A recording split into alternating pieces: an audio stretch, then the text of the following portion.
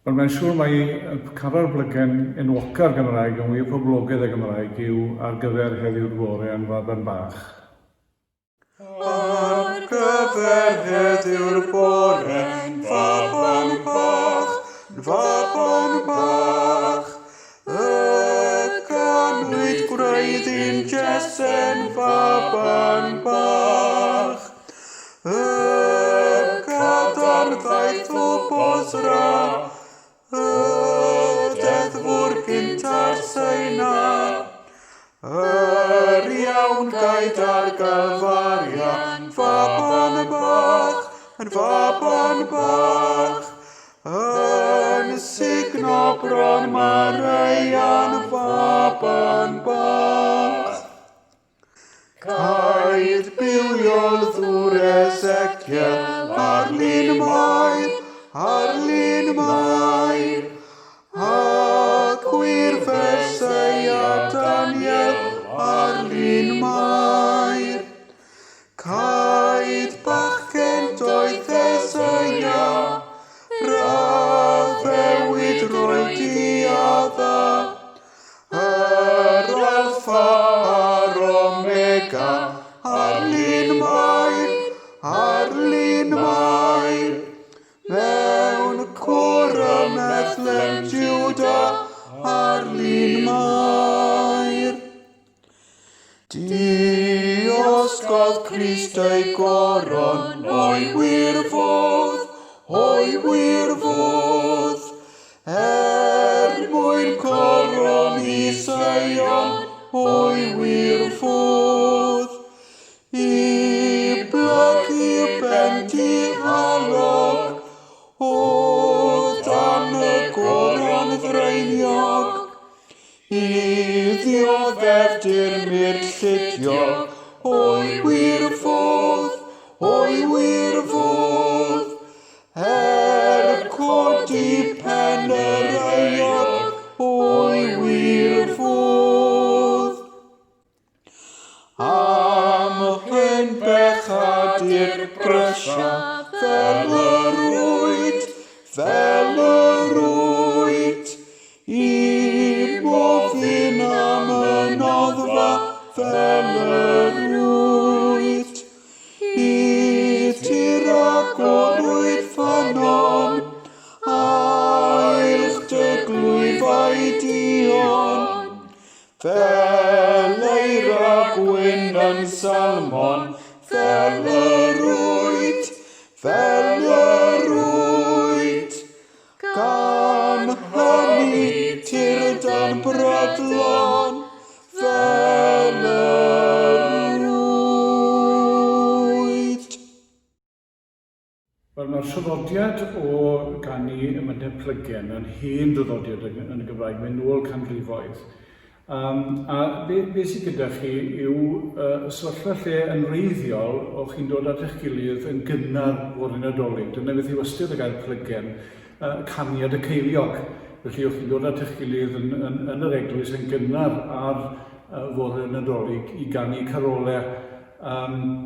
Mae'n hen draddodiad ac wedi cadw yn arbennig yn Gogledd Ddwyrain Cymru. Ac yna o'r tua 1960 ymlaen, mae wedi dechrau mynd yn boblogaidd eto ac yn lledu rannu eraill o Gymru. Ond yr hen draddodiad, fel i weid, oedd dod at eich gilydd fore Nadolig. Gyda'r amser, beth ddigwyddodd oedd bod y gwasanaethau yma'n symud i'r hwyr ac yn symud unrhyw bryd o tua chanol mis Rhagfyr i tua chanol mis Ionawr.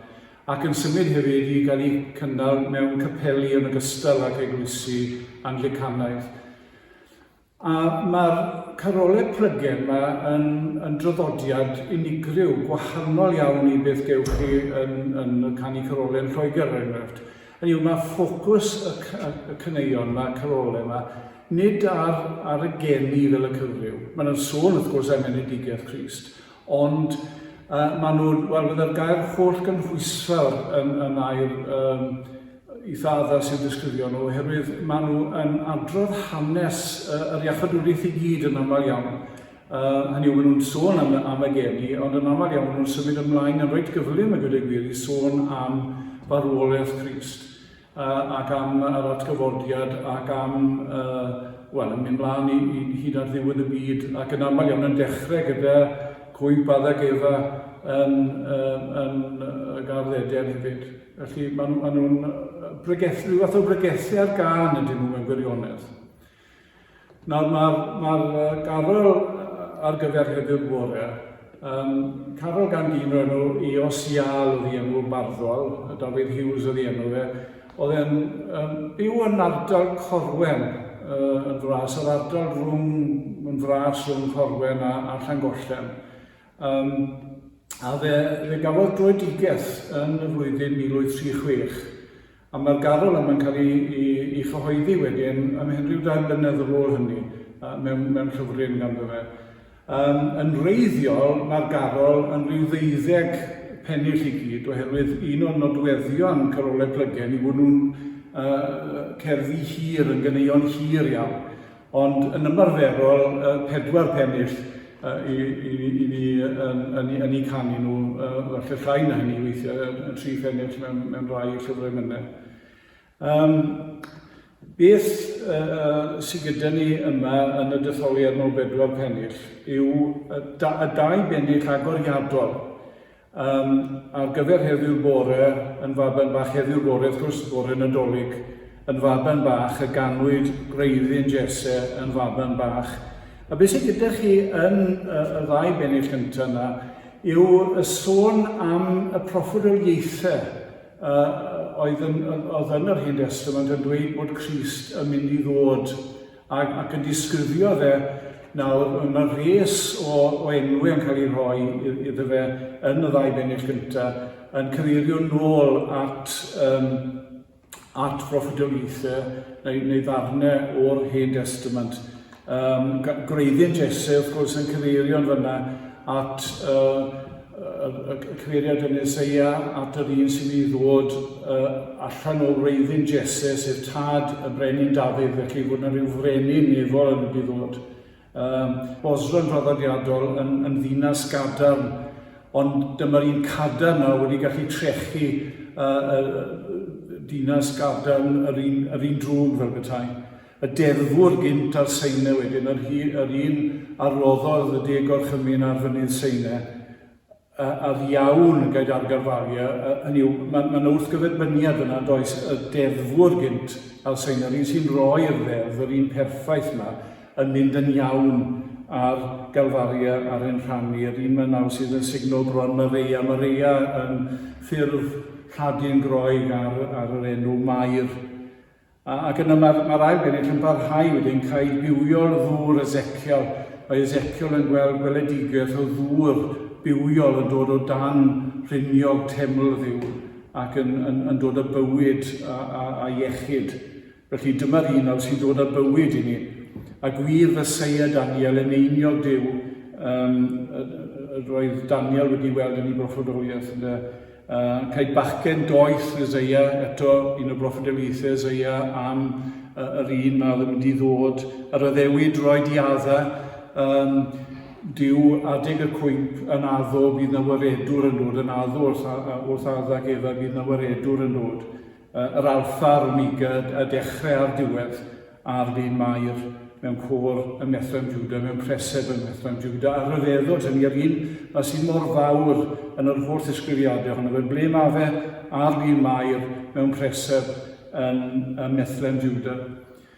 Ac wedyn, pennill nesaf wedyn, diosgodd Crist i goron, yn un o'r penillion yna sydd yn chorff y garol Plygain reiddiol, y 12 pennill, mae sy'n olrhain hanes Crist o'i ymwydoliad yr addewidion yn gyntaf, wrth gwrs, wedyn ei ymwydoliad i farwolaeth ei atgyfodiad ac yn gorffen gyda sôn am y nefoedd felly. A beth ych chi'n gael yn y 3 pennill yma yw y cyferbynnu yma. Diosgodd Crist i goron fel brenin nef fel bethau, o'i wir fodd, mwyn coroni Seion. Seion yna'n cynhyrchioli'r Eglwys i bobl Felly mae'n tynnu goron mwyn coroni bobl. I blygu ben dihalog, i dihalog yna'n golygu perffaith, i blygu ben dihalog o gan y goron ddreiniog, y goron o ddrain oedd ar y groes, ac yn dioddau dirmig chudiog, codi pen yr eog. Mae yn plygu ben ar y groes mwyn i ni cael ein codi a'n pen ni'n cael ei codi. Ac yn ar ôl adrodd hanes Crist a'r iachadwriaeth, a'r pennill ola yn y garol, am hyn bechadur brysian, o'r am hyn, oherwydd popeth chi wedi glywed yn y garol hyd yma, am hyn nawr, brysiau fel yr wyt, hynny yw, mewn edifeirwch chi, ond fel yr wyt, ti'n gallu gwella di hunan, ond mae eisiau ti ddod nawr i mofyn am y nodda sydd yn Crist. Oherwydd bod Duw wedi agor ffynon nawr i tir y gorwyd ffynon, a ilch dy glwyfau Dion, mae dy ddiwch di, dy bechodau di yn mynd i cael ei golchi'n lan. Fel eira gwyn yn salmon. Nawr mae salmon fyna yn cyfeirio at fynydd, mynydd salmon, oedd yn fynydd oedd yn ddi. Ond beth sy'n digwydd yn hyn, mae'r eira yn dod ar y mynydd di ac yn troi'r diwch na, yn troi'r pechod na, yn wynder. A felly yr anogaeth ar y diwedd na, gan hynny, tyrd yn brydlon, teren awr, fel yr wyt. Gan hynny, tyrd yn brydlon.